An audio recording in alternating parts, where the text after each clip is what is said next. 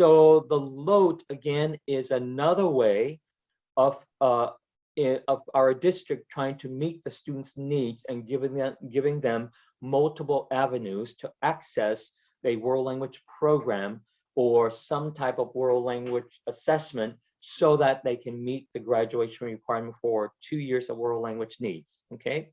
And as I just shared with you, number one is completion of 2 years of district world language courses. Any courses at a school site, and if they transfer in from outside the district, same thing. If they took courses at another school district and completed some world language programs for 2 years, that will count as a transfer into our district as well, and that's number one. Number two, we just talked in details about is that's the independent world language schools, the IWLS program. So for number 1 and 2, you will not see those two components listed on our LOTE certification form because they are automatic. Once kids are enrolled or students are enrolled in these programs and pass or don't pass the courses, the grades will get entered and the credits will be granted or not, but it's on their transcript. So that's why it's not on the LOTE certification. The LOTE certification is used for other pathways that are not automatic, okay? So for example, number 3, students who take an AP exam or an IB exam or a SAT-2 foreign language exam, which we recommend that they should take it in during the junior year so that they can have the score ready.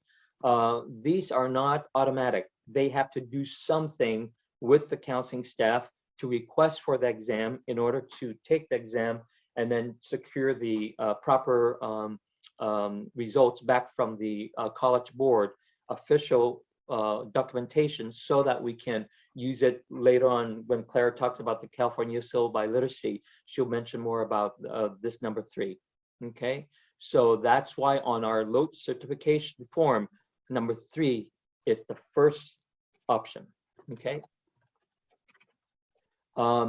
Number 4, this is formal schooling abroad, and we need to be very, very clear that students who, for example, military families who go abroad and the students take foreign language courses there, and when they come back and they submit the transcript, yes, we can count that, but we have to remember that this is schooling abroad, not here in the United States.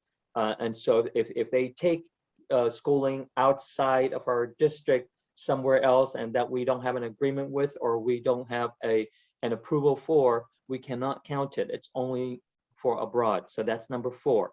Number 5 is what I'm talking about right now, is passing the language other than English or the LOTE alternative assessment with principal certification on their transcript. So basically, currently, we have 27 languages. We've been adding a lot of languages to our assessment.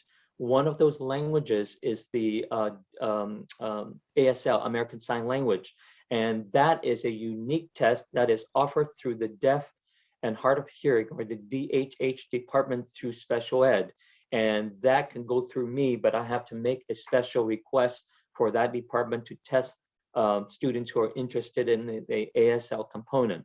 The test that we have currently, we use in-house only, and that's important for you to know, for the purpose of our meeting our LOTE graduation requirement, and we are opening up different avenues for kids, and that's all we're using it for, okay? We realize that there's a new world language standards for California that was adopted in 2019, and we would like to update all of our exams at some point, but that requires a bigger conversation, and also there's also going to be a cost factor involved as well.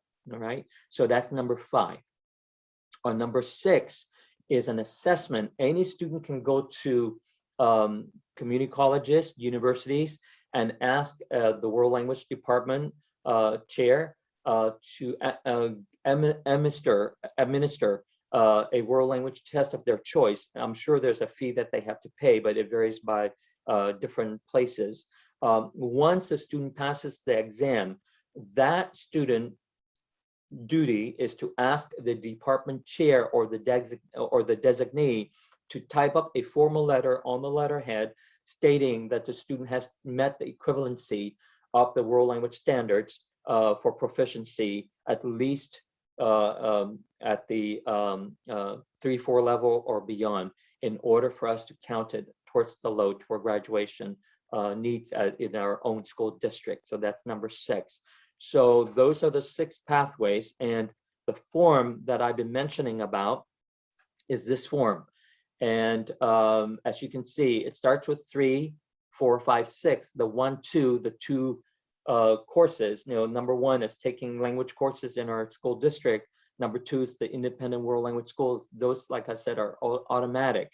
So they're not on this form. It's only the other pathways that we need.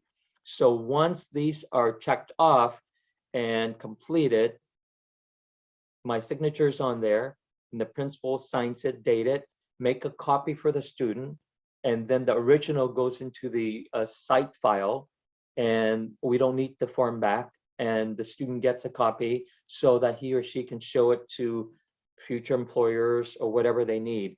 But most importantly, for the registrars, they don't need to worry about entering onto the transcript into the notes remarks section this LOTE notation that the student passes a certain exam, because that is done through IT, and that is one piece of workload off the plate for the registrars, because we've been working with IT and they've been kind enough to support us, and they're still willing to do it at this point. It may change down the line, but right now registrars don't need to do the LOTE notation.